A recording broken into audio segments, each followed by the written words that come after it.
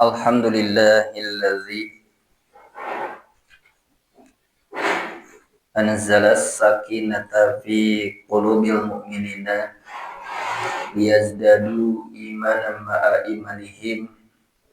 Asyhadu an la ilaha illallah wahdahu la syarikalah wa asyhadu anna Muhammadan abduhu wa rasuluhu alladzi la nabiyya ba'dah, amma ba'du. Qala Allah ta'ala fi kitabihil karim, a'udzu billahi minasy syaithanir rajim. Ud'u rabbakum tadarruan wa khufyah innahu la yuhibbul mu'tadin. Puji dan syukur senantiasa kita panjatkan kepada Allah Subhanahu wa taala atas kudrat dan iradahnya. Pada pagi ini kita masih ditakdirkan bisa bermuajahah dalam sebuah kegiatan yang sudah rutin kita jalani bersama di setiap pertemuannya. Semoga iktikad yang selalu tersemat dalam hati kita untuk mengiringi setiap keinginan langkahnya selalu ibtigo amardotillah.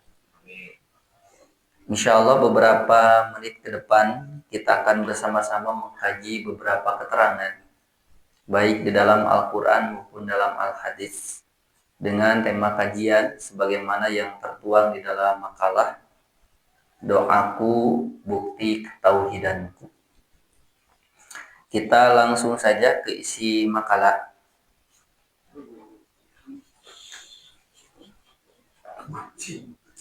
Diawali Quran surah Al-Mu'min surah ke-40 ayat ke-60. Ya, disebut juga surah Ghafir, ya, surah Al-Mu'min itu surah Ghafir. Jadi ada beberapa surah yang kadang disebut dengan beberapa nama, ya. Seperti Al-Lahab disebut juga Al-Masad.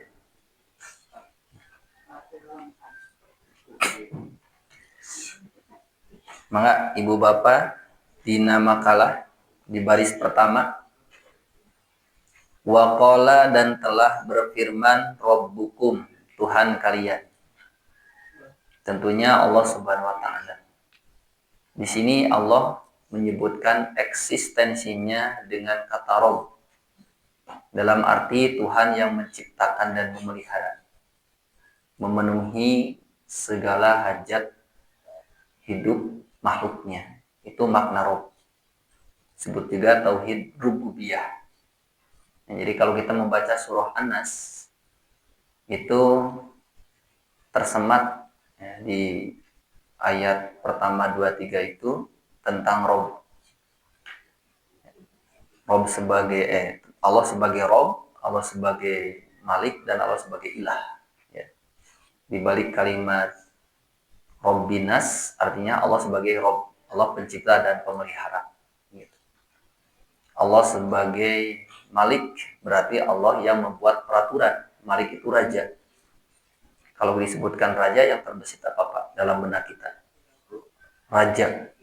Kalau disebut kata raja yang terbesit dalam benak kita itu tentang apanya? Tentang kekuasaannya.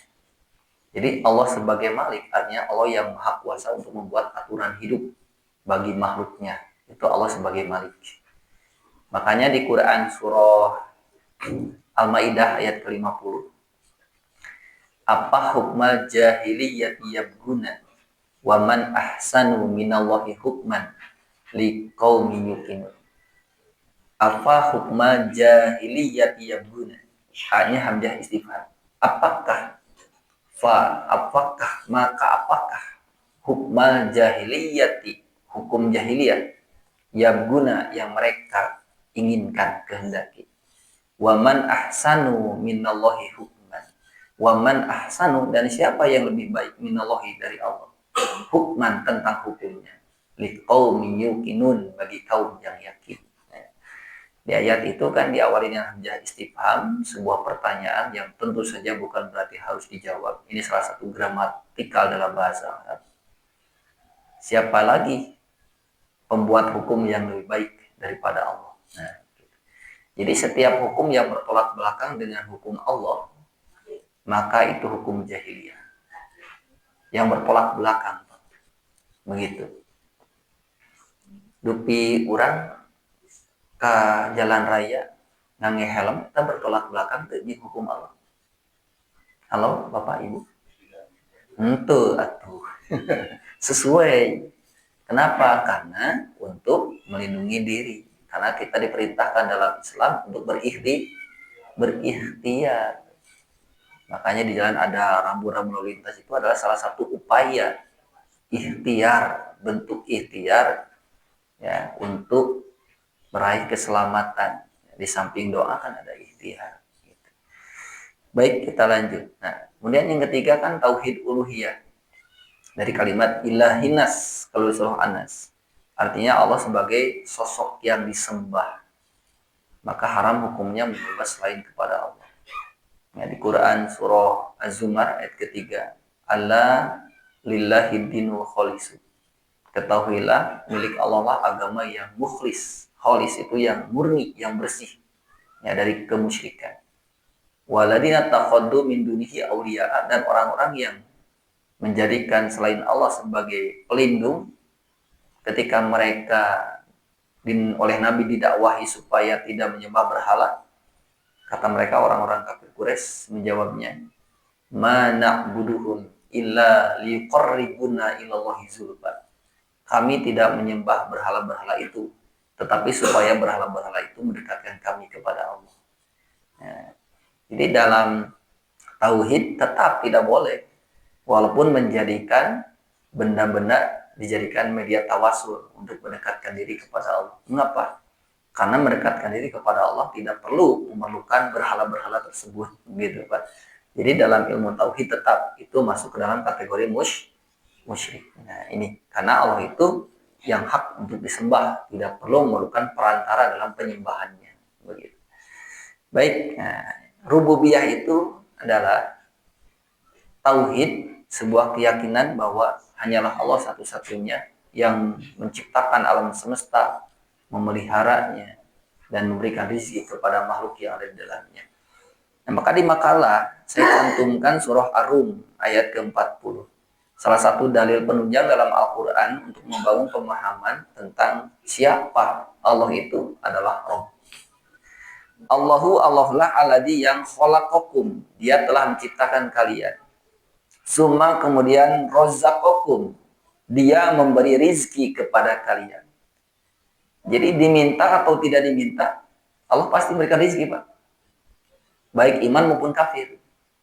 Baik berakal maupun tidak. Gitu. Mengapa? Karena Allah sudah menyebut dirinya sebagai Rabb. Jadi ketika Allah menyebut dirinya sebagai Rabb, artinya Allah itu menciptakan, memelihara, dan menanggung rizki setiap makhluk yang ciptakannya. Jadi diminta atau tidak, berdoa atau tidak kepada Allah, maka pasti Allah tetap akan memberikan rezekinya. Nah, ini pernyataan Allah dalam kata Allahu alladzi khalaqakum summa razaqakum summa yumitukum, kemudian dia Allah mematikan kalian, summa yuhyikum, kemudian dia Allah menghidupkan kalian. Hal min syurakaikum, adakah di antara syarikat-syarikat kalian man yaf'alu, yang dapat melakukan min zalikum semua itu, min syai'in sedikit pun, yang dapat menciptakan, yang dapat memberi rizki, mematikan dan menghidupkan kembali. Subhanahu, maha suci Allah. Maha suci Allah dari apa? Wa ta'ala, dan maha tinggi amma yusyrikuna, dari apa yang mereka syarikatkan. Artinya tidak ada satupun yang bisa bersanding dengan Allah dalam hal apapun. Nah, itu maha suci itu. Artinya mentauhidkan Allah SWT salah satunya dalam hal penciptaannya, pemeliharaannya, mematikan dan menghidupkannya kembali. Nah, inilah Allah sebagai Rabb. Jadi begini Ibu Bapak. Diminta atau tidak, berdoa atau tidak kepada Allah, sejatinya Allah tetap memberikan rezekinya. Buktinya apa? Orang kafir. So, dupi jelema kafir, apalin ke Allah. Apanya? Jangankan berdoa mereka kepada Allah, mengenal Allah pun tidak. Tapi apakah mereka tidak diberi rezeki?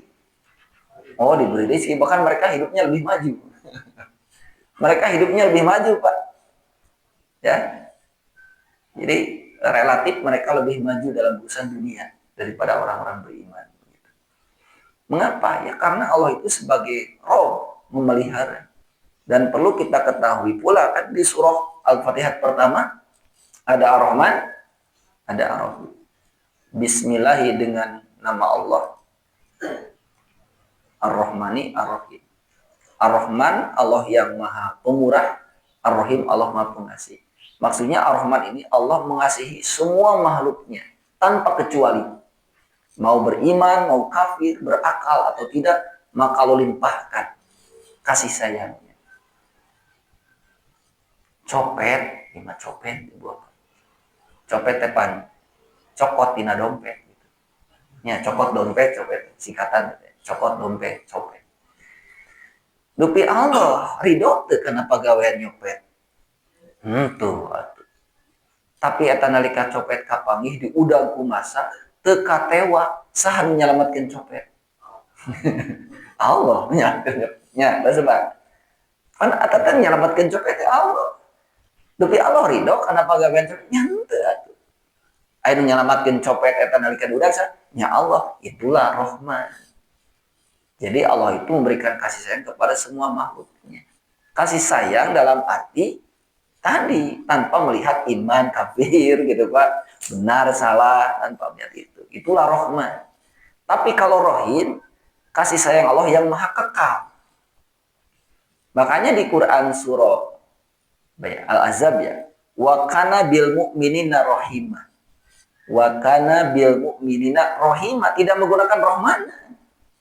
Menggunakan Rahimah. Mengapa? Karena yang disebut oleh Allah orang-orang beriman.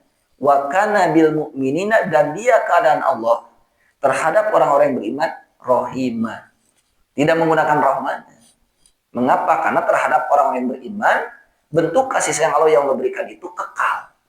Di dunia Allah limpahkan kasih sayang, di akhirat apalagi. Itulah Rahim. Gitu. Mungkin kita akan berpikir sepintas.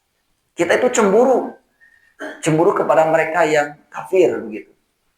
Nah, orang tahajud wae, itu anggar wae juga kieu. Jelema kafir tidak mengenal Allah pun mereka lebih maju hidupnya. Nah, mungkin di sela-sela kehidupan kita ya, sempat mungkin terpikir seperti itu.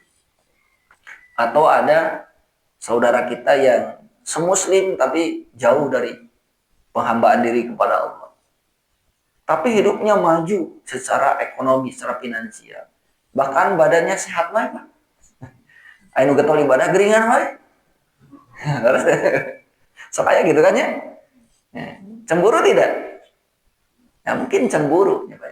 Cenah urang getol ibadah geringan wae itu tatangga mah tara jumahan lagi cenah saminggu sakali.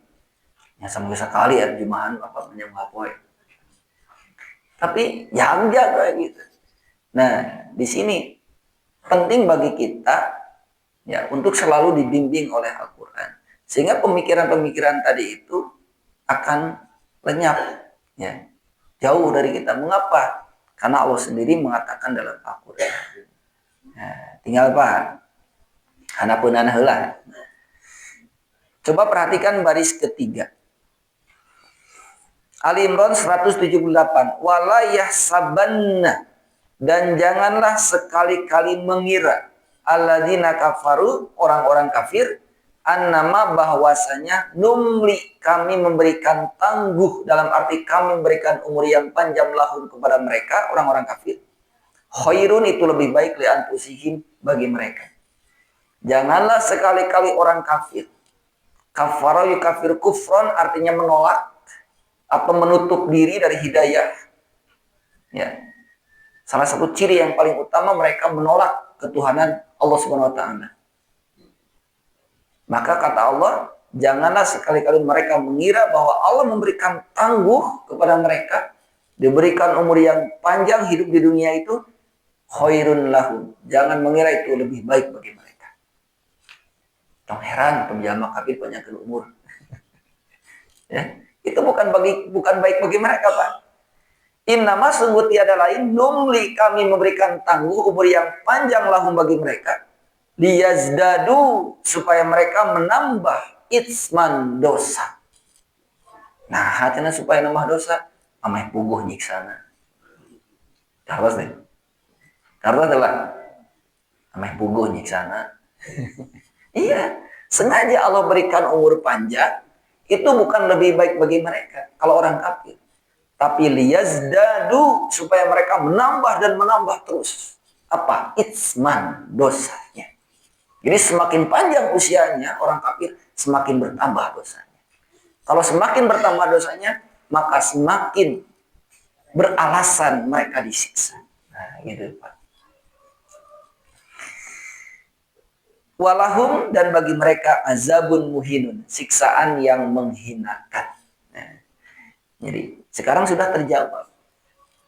Jangan pernah terbesit dalam benak kita sebuah kecemburuan terhadap mereka, ya, yang berpaling dari Allah, tetapi hidupnya maju dalam urusan dunia. Jangan, karena bisa jadi itu adalah istidraj. Ya, rizki sungkunan tadi sungkun, gitu. Ya. Kemudian di bawahnya, nah kalau ayat yang di bawahnya itu dalil untuk mereka bukan kafir, semuslim, tetapi ada kalanya mereka itu jauh berpaling dari Allah Subhanahu wa taala. Mereka tenggelam hanyut dalam gemerlapnya dunia, melupakan akhirat, melupakan ibadah kepada Allah. Maka di sini Allah berfirman, "Falama maka tatkala nasu mereka melupakan." Ya, nasayansa, nisyan itu lupa, nisyan. Ya, manusia itu kan dari kata, salah satunya dari kata nas, makanya sok babari pohon. Sifat manusia. Falama maka tatkala nasu mereka melupakan ma apa zukiru yang diingatkan kepada mereka bihi tentang hal itu, fatahna maka kami bukakan alaihim bagi mereka abwaba kulli syai'in, pintu-pintu segala kenikmatan. Gitu kan. Jadi kan nalika hiji jalmi mau pohokeun urusan akhirat, hilap ke Allah, hilap ibadah, gitu. Hilap karena aturan Allah, tenggelam hanyut dalam kesenangan dunia, maka Allah bukan menutup kesenangannya, tapi justru Allah membuka lebih banyak lagi kesenangan. Jadi ngajak ku Allah, sanes ditutup sanes. Kalau kau dibukakan ku Allah, gitu. Jadi beki maceh gitu. Ya, gitu Pak. Jadi jangan heran kalau kita sering menemukan saudara-saudara kita semuslim, mereka jauh dari Allah, tetapi mereka hidupnya secara ekonomi lebih maju, secara kesehatan mereka juga jarang sakit begitu. Kan aneh ya Pak? Wah, inilah jawaban dari Allah. Jadi ketika manusia melupakan Allah, melupakan ibadah kepadanya, melupakan tentang akhirat, maka Allah bukakan pintu-pintu kesenangan. Hatta sehingga idza apabila farihu mereka bergembira bima dengan apa yang utuh diberikan kepada mereka, yaitu kesenangan tadi, akhadnahum kami siksa mereka bagtatan, secara tiba-tiba. Pasti tiba-tiba karena mereka tenggelam dengan kesenangan. Mereka hanyut dengan kesenangan, lupa akhirat, lupa ibadah. Otomatis ketika Allah menyiksa mereka merasa terperanjat tiba-tiba bagtatan. Faidah maka seketika itu hum mereka mublisun terdiam berputus asa. Jadi kedah atoh upami sakuda sakedik urang teh diemutan ku Allah. Itu sapertos urang naik tangga, naik taraje. Neme satece 2 tece dijali ke gebis. Pan karasa tahan kaos. Nah, itu peringatan dari Allah sebetulnya. Kita diingatkan oleh Allah dengan hal semacam itu. Supaya apa? Supaya mawas diri, introspeksi diri bahwa ada yang keliru dalam hidup ini. Itulah peringatan. Aisyah TC2 CT mah peringatan. Ayo geus kana suhu nanti bebet paling peringatan. Kapas Pak? Upami diangkat ku Allah, diangkat pada di kaluhur, terus kana suhunan dibebetkeun. Eta mah lain peringatan firman. Istidraj eta. Maja diangkat heula, diangkatkeun we terus. Silakan. Hiduplah dalam kesenangan terus gitu. Tah geus luhur dibebetkeun. Tah eta justru anu bahaya. Kumaha sakaligus eta. We atos. Penyesalan yang tiada berarti. Itu Bu, Pak. Maka jangan heran, sekarang sudah mendapatkan jawabannya dari Allah sendiri melalui Al-Qur'an. Tidak perlu ada rasa cemburu terhadap saudara kita, tetangga kita yang di sekitar kita. Ya, baik mereka tentu saja yang muslim tapi jauh dari Allah. Atau orang-orang yang kafir, jelas-jelas kekafirannya. Mereka hidup lebih maju di dunia dalam hal apapun. Nah, sementara mereka jauh dari Allah, inilah jawaban Allah dalam Al-Quran. Gitu, Bapak. Tapi sebaliknya, ketika seorang mukmin ya mendapatkan kehidupan yang tidak sesuai dengan yang diinginkan, justru di sanalah Allah ingin mempertebal keimanannya. Ya, laksana anak sekolah yang mendapatkan ujian begitu. Kalau dia ingin naik tingkat kan harus ujian dulu. Ujian naik tingkat. Begitupun yang kita jalani dalam kehidupan ini. Baik, Ibu Pak. Selanjutnya kembali ke baris pertama. Karena ini kajiannya itu ada di baris pertama. Kemudian baris berikutnya ud'u. Ya. Di baris pertama setelah robbakum. Ud'u ni. Da'a yad'u. Ud'u. Jadi ud'u itu fil amr. Kata kerja bentuk perintah. Dari kata da'a yad'u da'watan. Menyeru, memanggil. Jadi ud'u, berdoalah kalian ni kepadaku, kata Allah. Astajib lakum. Niscaya aku penuhi. Aku berikan. Ya. Aku kabulkan doa kalian. Pasti dikabul Ibu Bapak. Upami ninggal ieu ayat pasti dikabul? Pasti. So, tinggal ayatna. Kedah gede hati pasti dikabul. Ud'uni, berdoalah kepadaku, astajib lakum, niscaya aku kabulkan penuhi doamu. Artinya pasti. Logikanya sederhana Ibu Bapak. Kalau kita meminta kepada Allah, apa yang sulit bagi Allah untuk mengabulkan? Apa yang sulit? Kan Allah itu maha kuasa. Allah itu maha kuasa atas segalanya. Langit dan bumi Allah ciptakan. Beserta makhluk yang ada di dalamnya. Sok tinggal nelayan. Ayo nelayan kan, terus maraban laut. Iraha marabana nelayan ngalang-halangnya. Tapi kan tos aya kabejakeun lauk saep di laut. Artinya Allah itu maha kuasa. Ya. Jadi logikanya sederhana. Kalau kita berdoa kepada Allah, apa yang sulit bagi Allah untuk mengabulkan permohonan hambanya? Tidak ada yang sulit sedikit pun. Amat mudah bagi Allah. Karena Allah sudah membuktikan kemahakuasaannya dengan alam semesta ini. Jadi lamun ngasa ukur dipenta, hayang anu, tuh nanaonan gitu. Allah sudah membuktikan kemahakuasaannya dengan alam semesta ini. Tidak mungkin planet-planet beredar di tempatnya kalau tidak ada yang menciptakan mengaturnya. Comrawai anu nyeuna, manya planet aya ku sorangan.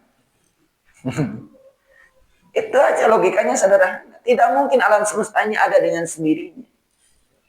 Tapi ada yang menciptakannya. Jadi kalau hanya diminta oleh makhluknya ABCD, nggak ada yang susah bagi Allah untuk mengabulkannya. Makanya ud'uni astajib lakum. Cuma masalahnya di mana? Masalahnya ada dalam persepsi kita. Kita seringkali mengartikan ijabah itu isuk-isuk menta sore kudu. Itu orang mengartikan ijabah. Gitu. Jadi ayeuna menta kudu ayeuna gitu. Nah, ini yang keliru dalam mindset kita tentang makna ijabah. Makanya supaya tidak sesat dalam hidup apa? Nabi selalu wanti-wanti Nabi itu dalam sabdanya. taraktu fikum amroini. Aku tinggalkan untuk kalian amroin, dua perkara. Lan tadilu matamasaktum bihima. Kalian tidak akan pernah tersesat selama berpegang dengan dua perkara itu. Kitab Allahi wa sunnata nabihi. Kitab Allah dan sunnah Nabi. Gitu terus. Tong ruara wel kan saja. Dari makan apa rimbon kira ruara wel. Ulah ada maleres itu. Karena kitab Allah we, cara hadis Nabi. Ya, di sana ada petunjuk hidup. Gitu. Termasuk bagaimana membangun pemahaman tentang makna ijabah. Tong naros kasasa atau sekenal Al-Qur'an kana hadis. Dina Al-Qur'an ada jaminan ud'uni astajib lakum. Berdoalah kepadaku, niscaya kabulkan permohonanmu. Nah, sekarang tinggal membangun pemahaman tentang makna ijabah itu sendiri. Jika kumaha tu ijabah itu seterusnya. Maka Nabi telah bersabda di baris ke 1, 2, 3, 5. Di baris ke-5. Di dalam riwayat At-Tirmizi. An Abi Hurairah dari Abu Hurairah qala berkata, qala telah bersabda Rasulullah sallallahu alaihi wasallam, ma min rajulin, tidaklah seseorang yad'ullaha, dia berdoa kepada Allah, bidu'ain, dengan sebuah doa, illa kecuali ustujibalahu, ya, niscaya Allah mengabulkan permohonannya. Fa imma, mangka bisa jadi, nah ini makna ijabahnya, an yu'ajjalalahu, ajjala yu'ajjilu takjilan, segera. Jadi takjil itu segera. Sanes kolak sanes. Di orang mah takjil jadi kolak. Tapi itu salah-salah deui pada sama-sama. Jadi maksudnya mah kieu, ieu takjil heula maksudnya mah segeralah berbuka dengan kolak itu teh itu telepat teh. Ajjala yu'ajjilu takjilan artinya bersegera. Jadi takjil itu gewat gesat-gesut ulah talangke kanggo iftar, kanggo buka dina sauna sabab teu kengeng ngangkeng teh kirang sae gitu. Ya. Kembali. Jadi kemungkinan yang pertama, bentuk pengijabahan doa itu adalah yu'ajjalalahu fid dunya, disegerakan baginya di dunia. Artinya makna disegerakan itu selama apa yang dia minta kepada Allah, Allah berikan selama dia masih hidup di dunia, itu maknanya segera, Pak. Walaupun harus menunggu 1 tahun, harus menunggu 2 tahun, itu segera. Kenapa? Karena apa yang kita minta, kita dapatkan selagi kita masih berada di dunia. Jadi bisa jadi Ibu Bapak, apa yang kita dapatkan hari ini bisa jadi ini adalah bentuk pengijabahan Allah atas doa kita 1 tahun ke belakang. Bisa jadi. Bahkan 10 tahun ke belakang bisa jadi. Makanya jangan pernah berhenti, terus berdoa. Karena kita tidak pernah mengetahui doa yang mana yang pernah kita panjatkan yang Allah kabulkan. Begitu. Ya, karena ya, doa ini kekuatannya bukan ada pada keindahan untayan kata-katanya, bukan. Bukan terletak pada merdunya suara tatkala berdoa, bukan Ibu Bapak. Hanya 2 ibadah yang jelas-jelas ada dalilnya, di mana harus ditunjang dengan suara yang bagus, bahkan ada qaidahnya, ada 2. Mangga besok pelarian dalil. 1 baca Quran, 2 azan. Hanya 2 ibadah yang jelas-jelas kita temukan dalilnya, di mana diperintahkan untuk diperbagus dengan suara. Apa? Baca Quran dan azan. Sok pelarian dalilnya ayat ngadoa kedah suara saya. Teu aya ngadoa. Baca Quran mah aya. Zainul Quran nabi aswatikum, hiasilah Al-Quran dengan suaramu. Warattilil Qur'ana tartila, dan bacalah Al-Quran dengan tartil. Al-Quran diturunkan dengan tajwidnya. Itu ada. Gitu. Makanya ada tahsin Al-Quran. Gitu. Ada gak tahsin doa? Nggak ada. Karena doa itu kekuatannya bukan pada merdunya suara. Tapi doa itu kekuatannya pada kejernihan hati. Dupi zaman nu pireut tiasa doa. Halo ibu bapak? Nya tiasa tuh dah hati nu galecok. Ieu na pireut sote. Tunawicara itu tidak bisa berbicara, tapi dia punya hati. Hatinya berdoa kepada Allah. Dan punya kekuatan. Kenapa? Karena kekuatan doa bukan pada indahnya untayan kata-kata bukan. Tapi kekuatan doa ada pada kejernihan hati. Begitu. Makanya di beberapa ayat Al-Quran, di Al-A'raf ayat 55. Di makalah tidak ada. Ini hanya sebagai dalil tambahan. Ud'u rabbakum tadarruan wa khufyah. Gitu. Innahu la yuhibbul mu'tadin. Ud'u, berdoalah kalian rabbakum kepada Tuhan kalian tadarruan, dengan berendah diri. Upami di payunan jalmi ulah rendah diri mah kudu rendah hati. Gitu. Tapi di payunan Allah mah merendah diri. Dah pantas atau Allah merendah dirinya, ada Pak. Merendahkan diri di hadapan Allah sepatutnya memang demikian. Tapi merendahkan diri di hadapan manusia jangan. Harusnya rendah hati, bukan rendah diri. Tapi kalau di hadapan Allah seharusnya. Merengek-rengek, menangis di hadapan Allah seharusnya. Dah gitu ari mentak makanya. Kan doa itu tolabul fi'li minal adna ilal a'la. Jadi doa itu adalah permohonan dari seorang minal adna, dari yang bawah, ilal ala kepada yang di atas. Dari yang di bawah kepada yang di atas. Dari hamba kepada Tuhannya, dari makhluk kepada kholiknya, dari kita kepada Allah SWT. Itulah doa. Kalau kebalikannya, itu bukan doa tapi perintah. Tolabul fi'li minal a'la ilal adna. Ya, jadi tolabul fi'li, permohonan sebuah pekerjaan dari yang atas kepada yang bawah, itu perintah, amar. Perbedaan doa dengan perintah. Tadarru'an wa khufyah. Berdoalah kali kepada Tuhan tadarru'an, dengan berendah diri, wa khufyah, dan pelan, lembut. Khufyah itu dengan kelembutan. Teu kudu jojorowokan ngadoa. Ai urang bari ngadoa kasar. Kanu tebih, kanu caket. Kanu caket. Dupi Allah teh tebih caket. Caket. Bahkan di Quran surah Qaf lebih dekat daripada batang urat leher kita. Walaqad khalaqnal insana, dan sungguh kami telah menciptakan manusia. Wa na'lamu ma tuwaswisu bihi nafsu, dan kami mengetahui apa yang terlintas dalam hatinya. Jadi jangankan terucap, terlintas saja Allah sudah mengetahuinya. Wa nahnu aqrabu ilaihi, dan kami lebih dekat kepadanya min hablil waridi, daripada batang urat lehernya. Jadi kalaulah kedekatan Allah dengan hambanya lebih dekat daripada batang urat lehernya, lantas mengapa kita harus berteriak-teriak ketika berdoa? Tidak perlu. Bahkan dalam Al-Quran tadi, ud'u rabbakum tadarruan wa khufyah. Berdoalah kalian kepada Tuhanmu dengan berendah diri dan lembut.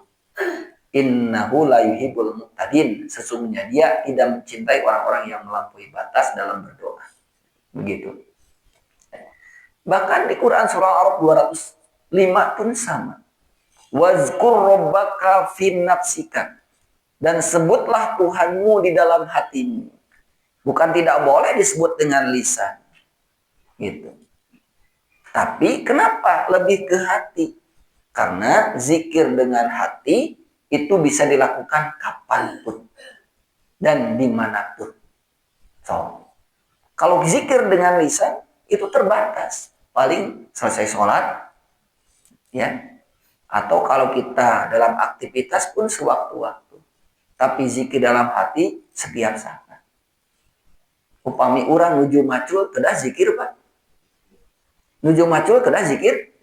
Nya atuh lamun teu zikir nuju macul engke nampongan galengan batur. Dipindahkeun batasna di legaan sawah. Oh. Pami ibu bapak nuju icalan di pasar kedah zikir. Endah, pami teu zikir ngurangan timbangan. Nya, ngurangan timbangan, ngurangan takaran. Pami teu zikir mah teh. Di kantor kedah zikir, ada pamit zikir mah korupsi waktu dan lain sebagainya. Harus zikir. Zikir di sana ingat, artinya mengingat Allah. Dan mengingat yang paling utama adalah zikir dalam hati. Mengapa? Karena dilakukan setiap saat. Tapi kalau dengan lisan disyariatkan. Cuma kalau dengan lisan sewaktu-waktu. Ya. Melihat sesuatu yang indah, subhanallah, zikir. Subhanallah dengan lisan, zikir. Ya. Ditajong, tidak gor naon tah? Innalillahi, imanu mawat wa innalillahi itu. Di orang mah persepsinya teh innalillahi teh kamu mah mau tidak, segala bentuk musibah innalillahi wa inna ilaihi rajiun. Itu dina ayat Al-Qur'an ge Al-Baqarah ya. Gitu. Jadi innalillahi wa inna ilaihi rajiun kalimat istirja, mengembalikan segala sesuatu kepada Allah. Karena hal itu tidak akan terjadi kecuali kehendak Allah gitu. Makanya kalimat istirja. Ibu ingat tuh Pak Haji teu dama innalillahi. Nah, ibu udah can mawat. Kudu mawat wah. Bukan untuk yang mati saja. Kalimat itu untuk sesuatu yang sifatnya musibah gitu. Itu zikir, tapi kan hanya sewaktu-waktu kalau dengan lisan. Gitu. Makanya wazkur rabbaka fi nafsika. Dan ingatlah Tuhanmu dalam hatimu. Karena inilah zikir yang paling utama. Tapi andai kata pun diucapkan, lihat kalimat berikutnya Al-A'raf 205 ini. Gitu. Wadunal jahri minal qaul. Wadunal jahri, dan dengan tidak mengeraskan minal qauli, dari ucapan. Nah, ada tengah patikeun sim kuring. Bandrol nama. Sesuai dengan bandrol dalam Al-Qur'an Al-A'raf 205. Wadunal jahri minal qauli. Sok bari terjemahkeun kumaha. Wadunal jahri, dan dengan tidak mengeraskan minal qauli, berupa ucapan qalayaqulu qaulan bil guduwi wal asoli, baik di waktu pagi maupun petang. Makanya ada zikir pagi dan petang. Ada itu Al-Qur'an dalilnya zikir pagi petang. Kadang cuma praktek. Itu prakteknya coba selaraskan dengan perintah Allah contoh Rasulullah. Supaya dalam menjalani aktivitas ibadah ini itu benar-benar dalam tuntunan begitu. Hanya sedikit saja. Gitu. Baik, kembali Ibu Bapak ke makalah. Ya, jadi pasti dijabah. Maka yang pertama, bentuk ijabah itu adalah segera di dunia. Gitu. Artinya apa yang kita minta Allah berikan selama kita masih hidup di dunia. Itu segera, walaupun harus menunggu beberapa tahun namanya. Berikutnya, wa ima, dan bisa jadi an yuddahara, ditangguhkan, ditabungkan, disimpan lahu baginya fil akhirah. Bisa jadi disimpan. Jadi apa? Jadi pahala. Gitu. Kenapa? Karena doa itu ibadah. Inna du'a wal ibadah. Sesungguhnya doa itu adalah ibadah. Gitu. Man lam yad'ullaha azza wa jalla godiba alaihi. Barang siapa yang tidak pernah berdoa kepada Allah, godiba alaihi, Allah murka kepada orang itu. Jadi semakin sering berdoa, berarti semakin sering beribadah. Makanya jangan pernah pelit dengan berdoa. Gitu Pak. Siapa yang nggak doa? Gitu. Terus saya nggak doa. Kenapa? Karena semakin sering berdoa, Allah semakin cinta terhadapnya. Gitu. Jadi lamun orang minta ka Allah mah mungkin sering, Allah mungkin resepeun. Beda jeung minta ka jelema. Mungkin sering, mungkin geuleuh. Wajar? Nya wajar atuh da. Kalau Allah itu maha segalanya. Ada jelema mah terbatas atuh. Sakali minta dibere, dua kali dibere keneh. Minta wae mah boleh atuh sorangnya. Keheuleun, Pak. Nah, makanya kepada Allah itu mintanya. Jadi kemungkinan yang kedua ditabungkan. Tidak diberikan hari ini di dunia, tapi jadi tabungan amal soleh. Untuk nanti dijemput dalam akhirat. Yang ketiga, wa ima, dan bisa jadi an yukaffaro. Ya. Dihapus anhu darinya min zunubihi, dosanya. Biqadri, yang sebanding, sekadar, ya, seukuran apa da'a yang dia berdoa. Malam yad'u selama dia berdoanya bi ismin, tidak dengan tata cara yang berdosa. Atau qoti ati rohimin, tidak dengan tata cara memutuskan silaturahim. Jadi kemungkinan yang ketiga, doa yang kita panjatkan itu diganti oleh Allah gitu dengan dihapuskannya dosa. Jadi semakin sering berdoa, semakin besar kemungkinan bagi kita untuk dihapuskan dosa. Gitu Ibu Bapak. Makanya tidak ada yang rugi dalam berdoa. Bisa jadi 3 kemungkinan ini. Nah, makanya sekarang kita sudah mulai punya persepsi yang benar tentang makna ijabah. Nah, jadi ulah kieu wae ayeuna ngadoa isukan kudu. Nah, teu kitu konsepna teh gitu. Mending mah urang ngadoa gitu. Karena kewajiban kita hanya 2, ikhtiar dan berdoa. Selepasnya serahkan kepada Allah. Gitu. Karena Allah yang Maha tahu tentang segalanya. Bisa jadi apa yang kita minta hakikatnya tidak baik untuk kita. Bisa jadi ya teteh Pak. Naon anu kurang disuhunkeun teh gitu. Jika anu miskin hayang kapal terbang teu dibere ku Allah teh. Rek di mana nyimpenna tuh. Pan teu boga tempat keur nyimpenna oge. Nah, artinya Allah itu Maha tahu ya tentang kebutuhan hamba. Baik, berikutnya. Oh, ini belum selesai, Pak. Atau yastajil. Nah, tidak istijal. Qalu, para sahabat bertanya, "Ya Rasulullah, wa kaifa yastajilu? Bagaimana dia istijal?" Qala, Rasul bersabda, "Yaqulu da'autu." Kata Nabi, si orang itu berkata, "Da'autu, aku berdoa Robi kepada Tuhanku, famastajabali, tetapi dia tidak mengijabah doaku." Nah, itu istijabah. Jangan pernah sekali-kali terbesit dalam benak kita. Ngadoa we cenah ka Allah dijabah henteu. Nah, itu istijal. Tidak boleh. Tidak boleh seperti itu. Selamanya harus husnuzon. Kenapa? Insya Allah kita tidak akan suzon kepada Allah. Kenapa? Karena kita sudah punya konsep. Konsepnya ini dari Nabi. Bahwa makna ijabah itu ada 3. Begitu. Nah, jadi jangan pernah sekali-kali dalam berdoa ada tata cara yang ada ismin di sana. Ada dosa. Salah satunya istijal. Nah, istijal itu tidak boleh. Ya. Baik, kembali ke atas Bapak. Tadi disampaikan oleh Allah di Quran surah Al-Mu'min ayat ke-60. Saya sampaikan firman Allah di Quran surah Al-Mu'min ayat 60. Ud'uni astajib lakum. Tadi sudah terjawab nama ijabah yang sebenarnya.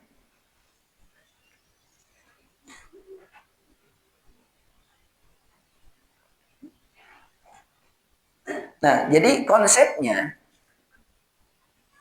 kalau kita berdoa kepada Allah, Allah pasti mengijabah doa kita.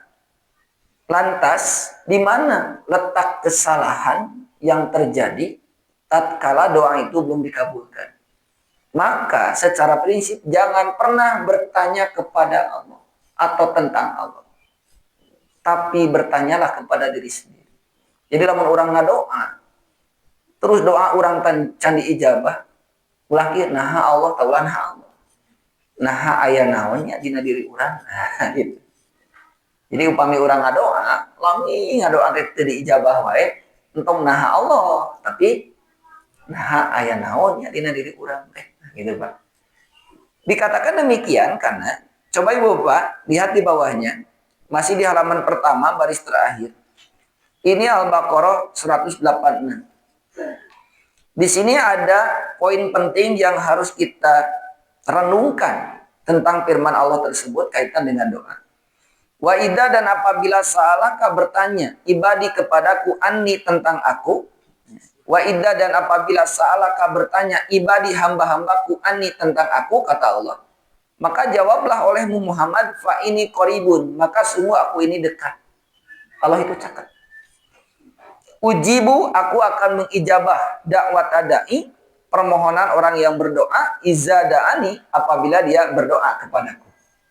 Artinya dijamin ibu bapak, diijabah itu dijamin, pasti diijabah. Konsepnya sederhana, apa yang sulit bagi Allah untuk memenuhi permohonan hamba-Nya? Sangat mudah baginya. Lalu di mana letak kesalahannya? Tatkala ada doa yang belum diijabah oleh Allah, bukan berarti Allah tidak bisa mengijabah. Allah itu maha kuasa, ibu bapak. Makanya jangan bertanya kepada Allah, nah Allah. Tapi tanyalah kepada diri sendiri, nah aya naon dina diri urang. Karena di sini Allah berfirman, fal yastajibuli. Nah, itu kan ada huruf pa. Pa itu sebab akibat. Bahkan di sini ada lam amarnya. Lamnya lam amr, Pak. Jadi fal yastajibu ini kan asalnya falyastajibu asalnya. Falyastajibuli, maka hendaklah mereka mengikuti perintahku. Apabila hamba-hambaku bertanya tentang aku, jawab aku ini dekat. Aku akan mengijabah permohonan orang yang meminta kepadaku. Apabila dia memintaku, maka hendaklah mereka mengikuti perintahku. Ada huruf Pak. Jadi sebab akibat. Oh, panginten salami ieu teh aya nu lepat dina diri urang. Gitu. Karena kalimatnya fal yastajibuli. Maka hendaklah mereka mengikuti perintahku wal yu'minumi dan beriman kepadaku la'allahum yarsudun supaya mereka mendapat petunjuk. Nah, ini salah satu ayat harus jadi bahan renungan tatkala kita berdoa kepada Allah. Nah, jadi introspeksinya adalah tentang diri kita, bukan tentang Allah. Da teu kita harus kedeui Allah.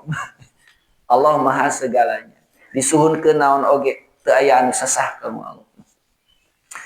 Baik, Ibu Bapak, ke halaman berikutnya.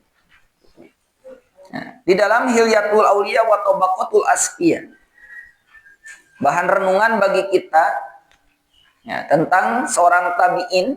Ya, ini bukan sahabat tapi tabi'in generasi kedua setelah sahabat, Syakik bin Ibrahim bin Adham.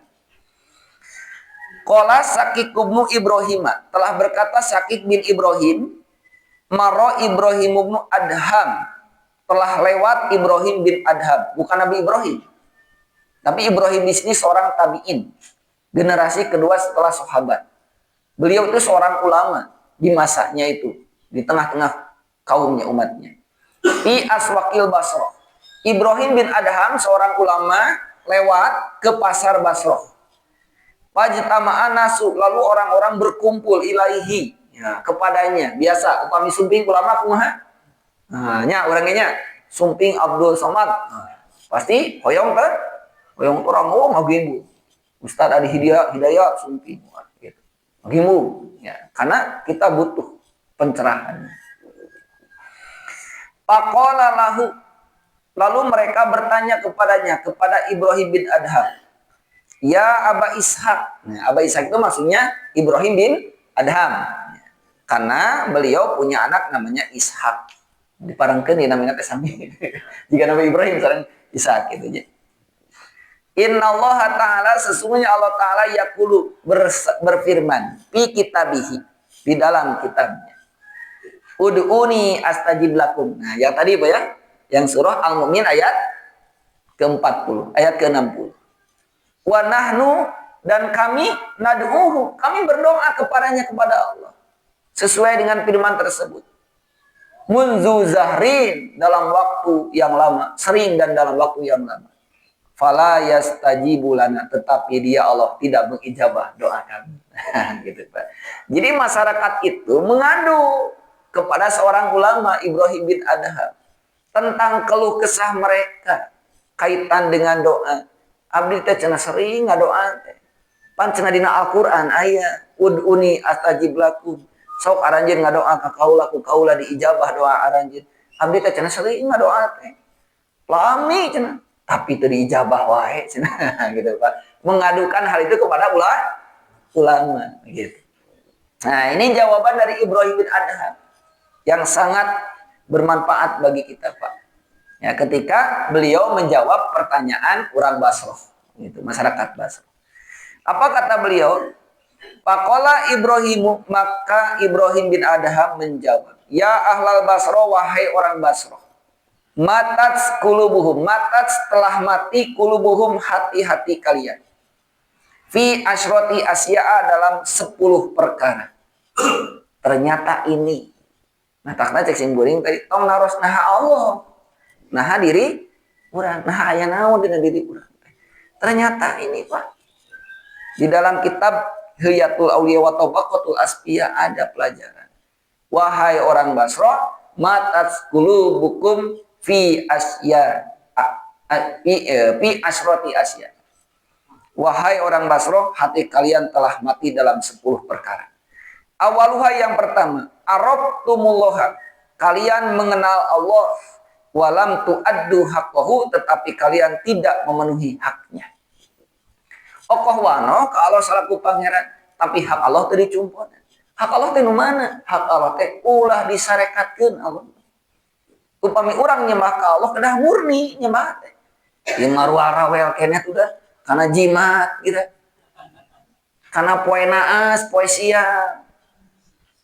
Kana ramalan nasin. Rawarewel keneh gitu. Moh eta nu kari itu. Bab ngimpi di Korea dina paririmbon. Bab kedutan, kekerenyedan, bakal naon dia kekerenyedan dia bakal naon, gitu.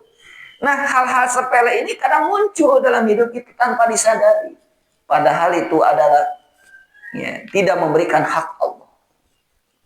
Hak Allah itu untuk diimani sebagai Tuhan dan tidak boleh disekutukan dengan apapun, walaupun hanya dengan anak kecil tidak boleh. Ria wae dulu gitu. Kan gitu nya. Ria itu syirkul asgor, Pak. Syirkul asgor ya itu. Inna akhwafa ma akhaffu ala ummati asyirkul asgor. Sesungguhnya yang paling aku takuti, dari umatku adalah syirik kecil. Yakni ar-riya, yaitu riya. Cenah kembali da leutik atuh Letik-letik ya syirik ya mah. Ulah ningali asgorna ya, asgorna mah letik. Tapi syirkun teh syirik. Syirik teh dosa gede. Gitu. Kezaliman yang teramat besar itu syirik. Inna syirka la zulmun azim. Tong ningali asgorna. Kieu we aya 1% alit ageung 1%. Alit aya 1% dina 1 triliun. 1% mah alit, kan 1% tina 1 triliun ya masalahnya. 1 triliun sabaraha nolna Bu? Tacan kantos megang artos 1 triliun. Sarua sih beureung. Ya karena teh sawi mas satu, atas satu gaduh gitu apal-apal angkanya. Angkana teh 12 gitu teh. 1 triliun teh 12 anjing renotna. Jadi pami 1% tina 1 triliun teh canak 2 tina 12 kan 10. Ari nolna 10 naon namina? 10 miliar. Cik bade naon ku 10 miliar. Ku artos 10 miliar bade naon? Ulah ningal 1%. 1% yang satu teh ulah ningal asgor ieu mah syirkul. Syirkul asgor. Saleutik-leutik lagi syirik amar gede gitu. Mantap dina Az-Zumar, dalam Quran surah Az-Zumar ayat ke-65, la in asyrokta la yahbatuna amaluka. La in asyrokta, sungguh jika engkau musyrik la yahbatuna amaluka. Jika engkau riya, hangus amalanmu, wala takunanna minal khasirin, dan sungguh kamu termasuk di antara orang yang rugi. Kenapa rugi? Beramal banyak tapi di akhirat hangus. Kenapa? Karena riya. Jadi itu biasa dianggap sepele. Bahkan kenapa Rasul lebih mentakutkan riya? Karena seperti semut hitam di atas batu hitam di tengah kegelapan malam, sok paneangankeun. Sireum hideung dina batu hideung tengah beuting sok pangmilariankeun. Da hese atuh. Itulah penyakit riya yang sering gitu, masuk ke relung-relung hati kita. Gitu, Pak. Nah, itu makanya yang pertama yang mungkin menghalangi doa kita diijabah adalah satu, mengenal Allah tapi hak Allah tidak dipenuhi. Nyata syirik. Nah, gitu. Kemudian yang kedua, wasani yang kedua, qara'tum, kalian membaca kitab Allah. Walam ta'malu bihi, tetapi kalian tidak mengamalkannya. Al-Quran sering diaos tapi diamalkan tara. Makanya dalam hadis yang lain Al-Quran hanya sampai di tenggorokan. Tetapi kadieu maksudnya tepikan hate gitu. Sanes teu kengeng diawas dibaguskeun da aya perintahna bacalah Al-Quran dengan tartil. Ya silakan pelajari gitu. Tapi maksudnya jangan sebatas dibacaan saja, tapi harus sampai ke hati sehingga ya diamalkan begitu. Kemudian wasalisu yang ketiga, ida'aitum, kalian mengaku hubba Rasulillah, mencintai Rasulullah sallallahu alaihi wasallam, wa taraktum sunnatahu, tetapi kalian meninggalkan sunnahnya. Aku nyebatkeun cinta ka Rasul tapi sunnah Rasul dikantut. Awas jangan terjebak dengan kecintaan palsu. Ya, kecintaan kepada Rasul itu bukan begini. Ada sebagian orang mencintai Rasul. Yo datang, kita cenah rambut Rasul, wah dia talasan gitu. Cung curikan. Gitu. Wah, itu menangis, ingin mengambil keberkahan dari rambut Rasul. Buat ing rambut saya katanya. Buat ing ini kenyisiran gitu. Canak talasan. Seandainya betul itu rambut Nabi, apakah memang harus seperti itu sikap kita untuk apa? Untuk meluapkan rasa cinta kepadanya? Kan tidak seperti itu. Bentuk kecintaan kita kepada Nabi itu tidak seperti itu. Makanya perlu dibimbing dengan dalil itu, Pak, Al-Quran, hadis. Nabi di dalam At-Tirmizi, Nabi berpesan kepada Anas bin Malik, ya bunayya, wahai anakku, in qadarta, jika engkau sanggup, ya, atusbi wa tumsi, pada waktu pagi hari dan sore hari, walaisa fi qalbika ghasyun, dan tidak ada niat jahat dalam hatimu li ahadin kepada seorang, fa'al, maka lakukanlah. Ya bunayya, wahai anakku, wazalika min sunnati, itu adalah sebagian dari sunatku. Wa man ahabba sunnati faqad ahabbani, maka barang siapa yang mencintai sunnahku, dia sungguh telah mencintaiku. Wa man ahabbani kana maya fil jannah, dan barang siapa yang mencintaiku, dia bersamaku di surga. Jadi bentuk kecintaan kita kepada Nabi adalah mencintai sunnahnya, bukan mencintai sesuatu yang palsu, Pak. Tidak seperti tadi. Yuk naon, yuk datang deui yuk. Tah ieu cenah sendal Nabi ieu teh. Curikan deui wae. Curikan. Mengambil keberkahan. Kenapa mengambil keberkahan dari barang mati? Seandainya itu benar, apalagi kalau tidak benar, gitu. Batik senal saha teh dibawa di talaseun. Nah, ini jangan terkecoh. Ruginya dua, Pak. Kan mayar eta teh. Pak, masukkeun kana eta. Dua ruginya, satu secara duniawiyah kita rugi, dua ukhrawiyah apalagi. Karena kita terjebak dilabelisasi cinta kepada Nabi, tapi sejatinya terjerumus ke dalam kemusyrikan. Bangga sok ilmu. Musyrik atuh gituan. Gitu. Ya. Ini, ya, makanya perlu kita dibimbing. Kokoh cinta ke Nabi, tapi meninggalkan sunnah Nabi. Berikutnya, yang keempat. Warabi'u, yang keempat. Idda'aitum, kalian mengaku adawata syaitoni, kalian memusuhi setan. Wa wafaqtumuhu, tetapi perilaku kalian sesuai dengan perilaku setan. Oko ngaku memusuh ka setan, tapi laku lampah jika setan. Setan kan dari satona, setan itu menjauhkan diri dari Allah. Oko setan teh musuh, tapi kamaksiatan dipigawe gitu. Kayak gitu mah tuh. Lain musuh berarti babaturan. Ya berarti babaturan gitu mah. Da anu diganggu ku setan mah musuh setan. Mantak lamun hayang teh diganggu setan jadi babaturanana. Mau diganggu ku setan. Justru kudu atoh lamun orang diganggu ku setan. Berarti orang teh musuh setan. Nah, berarti lamun musuh kumaha ulah dideketan, ulah dituturkeun gitu. Musuh mah da ngajogrokkeun di mana-mana oge, nyilakakeun musuh mah. Moal aya musuh nyalametkeun. Nah, innahu lakum aduwwun. Sungguh dia itu setan itu musuh yang nyata bagimu. Wala tattabi'u khutuwati syaitan. Itu kan ada ayatnya. Ya ayyuhalladzina amanu udkhulu fis silmi kafah. Wahai orang yang beriman, udkhulu fi silmi kafah. Masuklah kalian ke dalam Islam secara kafah. Nah, cenah jalma iman di tengah asup Islam, kita Islam heula iman heula. Kita sok nyepan Pak ayat. Ya ayyuhalladzina amanu sahada udkhulu masuklah kalian fi silmi ke dalam Islam. Jalma iman di piwaran lebat Islam, kumaha itu. Pantas iman. Entong nepi kadinya macana kafah lah nepi kadinya. Masuklah ke dalam Islam secara kafah. Gitu. Atos Islam nama ngancan kafah gitu teh. Atos Islam nama ngancan kafah gitu. Atos lebet ngan dilawang panto gitu. Itu orang kalebet gitu teh gitu gitu. Artinya tidak sedikit saudara kita meyakini Islam sebagai agama itu hanya sebatas ritual. Jadi mungkin Islam teh kabayan ke sholat unggul, Islam teh zakat unggul. Tidak demikian. Tapi Islam itu include semuanya. Ketika disebut Islam itu sedang berbicara tentang tata cara makan, sedang berbicara tata cara pakaian. Itu Pak. Ketika disebut Islam itu sedang berbicara tentang gaya hidup, ways of life, bahasa lagi gitu. Itulah Islam gitu. Itu maksud kafah gitu.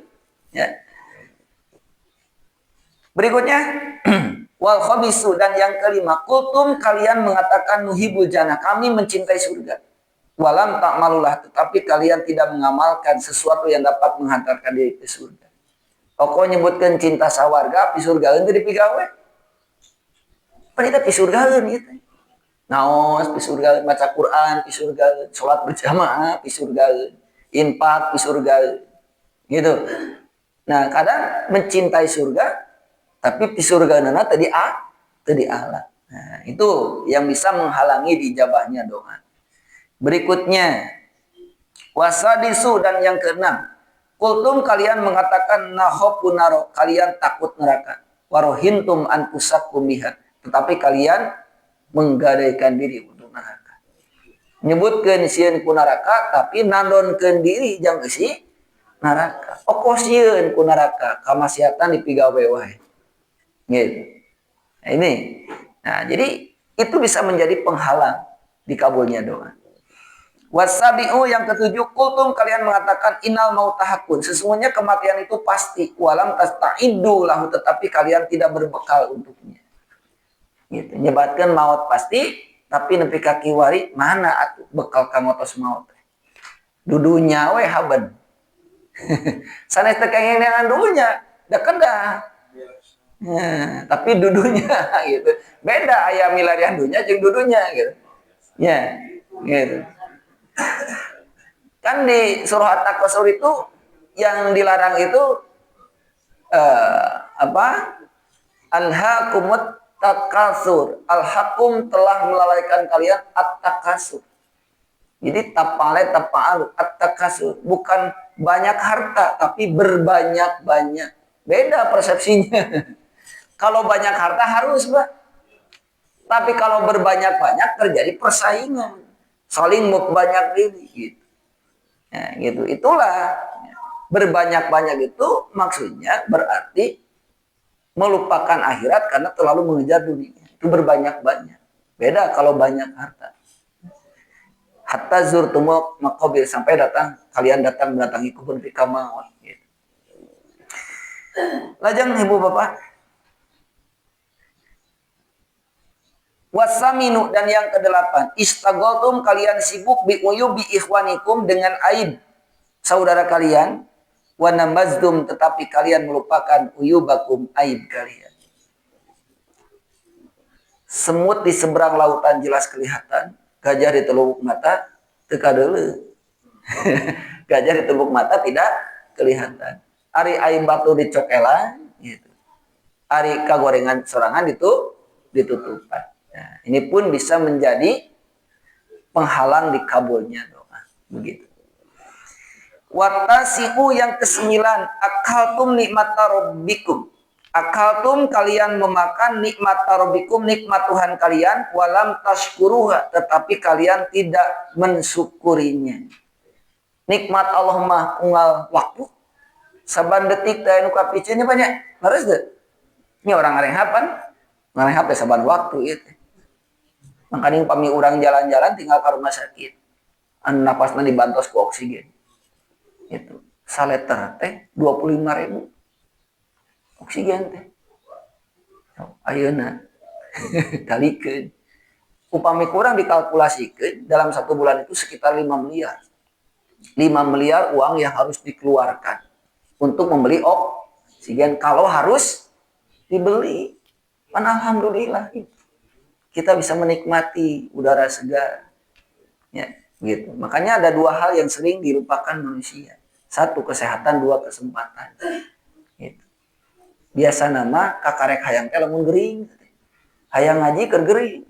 Keur cager hari-hari wae. Keur geuring hayang ngaji gitu. Ya, keur sibuk kakara hayang, keur nyase hari-hari wae gitu. Kumaha prinsipna kan gitu. Teu aya waktu sesa. Kedah namanya nyesakeun waktu atau waktu sesa mah sesana Pak. 24 jam itu penuh sadana ge. Kamu ibu-ibu mah. Ibu super sibuk ya, ibu-ibu mah. 24 jam kerjana ge ibu-ibu.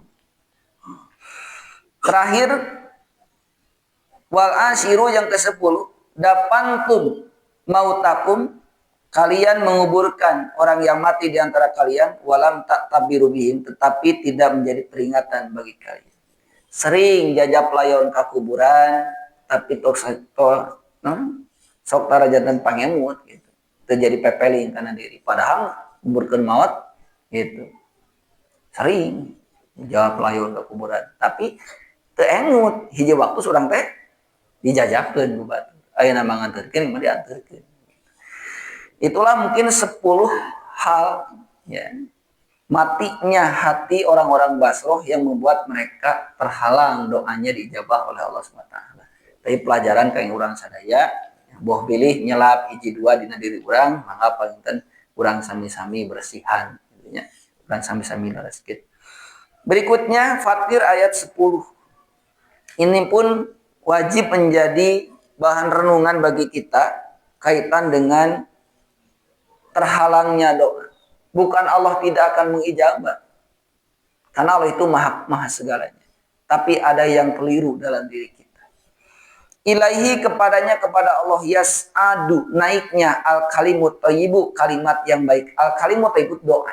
Tidak ada kata sebaik doa. Tidak ada kata sebaik doa. Kepada Allah naiknya doa. Wal amalu sholihu dan amal soleh yarfa'uhu yang mengangkatnya. Jadi naiknya doa kalau diangkat ku amal soleh, Pak. Gitu. Ya, jika pesawat Apollo 11 didorong ku roket. Gitu. Jadi naiknya doa didorong ku amal soleh. Berarti kekuatan doa untuk sampai menembus pintu langit sampai kepada Allah sang pengabul doa yang maha pengabul doa itu ada amal soleh yang mendorong di kekuatan amal soleh. Jadi lamun ngadoa tanpa amal soleh, lir ibarat ngawea teu boga kuota. Ngawea we ka itu ka dieu. Eta nepi-nepi cenah WA teh. Eta kuotana aya teu? Cenah teu aya. Nyamoal atuh mana. Ngadoa we amal solehna teh. Jika tahajud sarokaat, ngadoana setengah jam. Tahajud sarokaat ngadoa we setengah jam. Ya tuh amal solehna kuatan atuh. Ronjatkeun deui amal solehna, amal bisa ngadorong doa gitu. Ya doa teh naik-naik, eta amal solehna kumaha? Nya cenah. Teh kotaan gitu. Bisa jadi seperti itu ya. Jadi jangan bertanya, nah Allah gitu.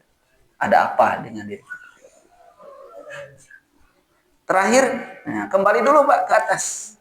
Nah, ke atas dulu ke baris pertama. Innal ladina sesungguhnya orang-orang yang yastakbiruna mereka menyombongkan diri an ibadati dari beribadah kepadaku sayadkhuluna mereka akan masuk jahannama ke dalam neraka jahanam dakhirin dalam keadaan hina dina. Apa yang dimaksud mereka menyombongkan diri dari ibadah kepadaku yaitu orang-orang yang tidak pernah berdoa kepada Allah. Itu Pak. Nah, orang tinggal ya hadis riwayat Ahmad. Bagaimana keadaan orang-orang yang tidak pernah berdoa kepada Allah. Yusaru mutakabbiruna. Yusaru akan dikumpulkan al-mutakabbiruna, orang-orang yang sombong. Yaitu orang-orang yang tidak pernah berdoa kepada Allah. Yauma kiamati, pada hari kiamat, amsalazari, seukuran biji, pisuarinas, dalam wujud manusia. Wujudna wujud jelema, tapi sagede siki. Ya'luhum, meliputi mereka kulusaiin, segala sesuatu, minas sigor, yang kecil. Bahkan dibanding dengan benda-benda lain yang kecil, dia yang paling kecil. Pangletik-letikna, wujudna wujud manusia, tapi letik. Pangletik-letikna tinula letik. Gitu Pak. Hatta sehingga yadhulu, mereka masuk si jinan ke dalam benteng, di jahanama, di dalam neraka jahanam. Jadi di dalam neraka jahanam itu ada benteng. Yuqalu, disebutlah lahu, benteng itu bualas, benteng bulis. Jadi di neraka jahanam itu ada namanya benteng bulis, yang akan dimasuki oleh orang-orang yang ketika di dunianya tidak pernah berdoa kepada Allah karena kesombongannya itu. Ta'luhum narul anyari, mengepung mereka api neraka. Yusqauna, mereka diberi minum min tinatil khobal, ya, dari air yang bercampur lumpur, usoroti ahlinar, yang keluar dari tubuh manusia. Jadi yang menjadi penghuni neraka itu mengeluarkan air ketika dibakar. Nah, maka airnya itu dijadikan minuman. Untuk siapa? Untuk orang-orang yang tidak pernah berdoa kepada Allah Subhanahu wa taala. Jadi kieu pahlawan itu. Diminta atau tidak gitu. Dan badai ngadoa ke ku Allah mah pasti dipapari. Jadi alasan kita berdoa kepada Allah yang paling esensi, ya, yang paling esensial, yang paling mendasar, alasan kita berdoa kepada Allah itu bukan semata-mata karena ingin dipenuhi kebutuhan kita. Nah, cenah dajal makapir kita ngadoa, dipenuhi kebutuhan. Jami anu nukang nongong pangeran ge dicumponan kahayangna. Gitu, Pak. Jadi kita berdoa kepada Allah bukan semata-mata karena hanya ingin dipenuhi kebutuhan hidup, karena Allah itu Rabb, Allah memelihara makhluknya. Tapi kita berdoa kepada Allah intinya sebagai bentuk ketauhidan kita kepadanya. Yang orang teh ngaku Allah selaku pangeran, itu yang paling penting. Jadi esensi berdoa kepada Allah adalah bukti ketauhidan. Kenapa? Karena orang yang tidak pernah berdoa kepada Allah tadi dia akan disiksa dalam siksa yang menghinakan dalam. Innal ladina yastakbiruna an ibadati sayadkhuluna jahannam dakhiri. Sesungguhnya orang-orang yang menyombongkan diri dari ibadah kepada Allah dalam arti tidak pernah berdoa kepada Allah, sayadkhuluna jahannam dakhiri. Dia akan masuk ke dalam jahanam dalam keadaan hina dina. Itulah esensi kita berdoa kepada Allah. Mungkin hanya itu yang bisa disampaikan. Semoga bermanfaat. Jangan pernah berhenti berdoa kepada Allah kapanpun, dimanapun. Aqulu qouli hada wa astaghfirullah li wa lakum. Rabbana atina fid dunya hasanah wa fil akhirati hasanah wa qina adzabannar. Wassalamualaikum warahmatullahi wabarakatuh.